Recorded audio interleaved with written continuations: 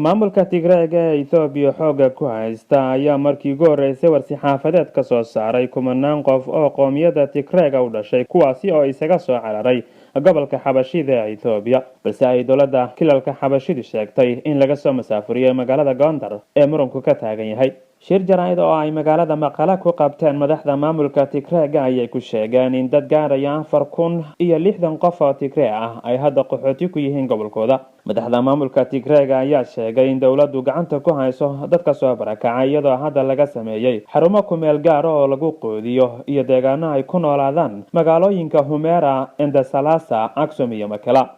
dadka soo qaxay ayaa la sheegay in qaarkood ay gobolka Xabashida gaar ahaan magaalada Gondar ku noolaayeen muddo ku dhow 40 sano. talabada lagu soo saaray bulshada Tigre ee gobolka Amxaarada ku noolayd waa mid isirsifayn ah, waana qorshe salka ku haya dagaal ahli ah iyo siyaasad mana aha mid loo dulqaadan karo ayaa ka mid ahaa hadallada saraakiisha TPLF. qaar ka mid ah dadka soo qaxay ayaa la sheegay in ay ahaayeen ganacsato isla mar ahaantaana hantidooda la boobay. sidoo kale dadka ka cararay dagaalada iyo dhibaatooyinka ka socda gobolka Xabashida ayay dowladda kilalka Tigre ku sheegeen inay ka mid yihiin saraakiil iyo shaqaale u shaqaynayay dowladda dhexe ee waddanka Itoobiya. kooxda TPLF ayaa sheegtay in la diiwaan galinayo dadka hantidooda la boobay iyadoo sida hadalkooda ka muuqatay ay magdhow hantiyeed weydiin doonaan maamulka Xabashida oo ay kooxda TPLF ku eedeysay inay ka dambeeyaan rabshadaha iyo dagaalada ka socda guud ahaan dalka Itoobiya. waxaa weli dhulka Xabashida ku godoonsan boqolaal Tigre ah oo xaaladooda ammaan khatar ku jirta, waxaana isku day doonaa inaan gacan ka geysano sidii loo badbaadin lahaa dadka shacabka ah ee weerarka nacaybka iyo isirsifaynta ah lagu soo qaaday ayaa ka mid ahaa sargaalka qabtay shirka jaraa'id. 2 maalin ka hor ayaa ahayd markii xadka wadamada Itoobiya iyo Sudan ay ka gudbeen qaxooti Tigre ah oo tiradooda lagu sheegay in ka badan 1,500 oo ruux, balse ay dowladda Sudan dib ugu celisay gobolka Tigre iyadoo hay'adda UNHCR gacan ka geysatay.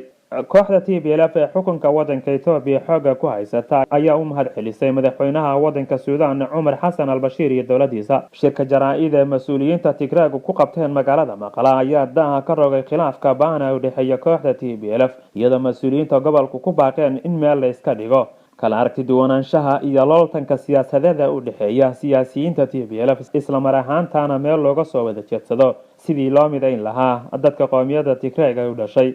in ka badan 450 ka tirsan ciidamada militariga ee dalka Itoobiya ayaa ku biiray kacdoonka looga soo horjeedo dowladda dhexe ee dalka Itoobiya gaar ahaan kooxda TPLF ee xukunka dalka xooga ku haysata.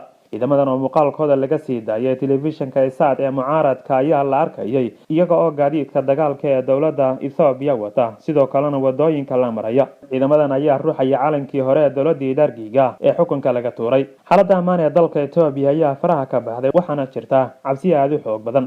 ra-iisul wasaaraha dalka Itoobiya Maryam Desalegn ayaa amar ku bixiyay in la xasuuqo dadka shacabka waxaana hawada laga saaray dhammaanba isgaarsiinta gobolka Xabashida iyadoo guud ahaanba waddanka Itoobiya hoos loo dhigay.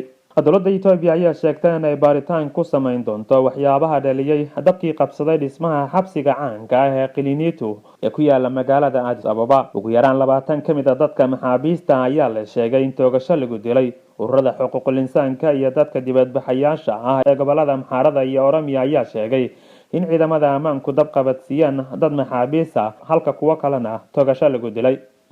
mid ka mid ah shaqaalaha xabsiga oo magaciisa ka gaabsaday ayaa xaqiijiyay inuu markhaati ka ahaa ugu yaraan 18 qof oo maxaabiis oo ay ciidamada ammaanku toogasho ku dileen markii uu dabku kacay. safiirka dowladda Mareykanka ee qaramada midoobay Samantha Power ayaa mar kale ku celisay xadgudubyada iyo tacadiyada arxan-darrada ah ay ciidamada dowladda gumaysiga Itoobiya ku hayaan dadka shacabka. safiirka dowladda Washington oo galabnimadii shalay ahayd saxaafadda la hadlaysay ayaa sheegtay inay socdaal ku tagi doonto magaalada Juba ee xarunta dalka koonfurta Sudan iyadoo maanta oo Isniin ah la filayo inay uga sii gudubto magaalada Addis Ababa ee caasimadda dalka Itoobiya. Samantha Power ayaa la filayaa inay kulan magaalada Addis Ababa kula yeelato saraakiisha ugu sareysa dowladda dhexe ee waddanka Itoobiya. safiirka qaramada midoobay ee dowladda Mareykanka ayaa ku baaqday in la sameeyo baaritaan caalami oo madax bannaan iyadoo hadalkeeda ku dartay in ciidamada ammaanka dalka Itoobiya isticmaaleen awood xad dhaaf ah iyo inay isku dayeen inay xoog ku muqooniyaan dadka dibadbaxaya.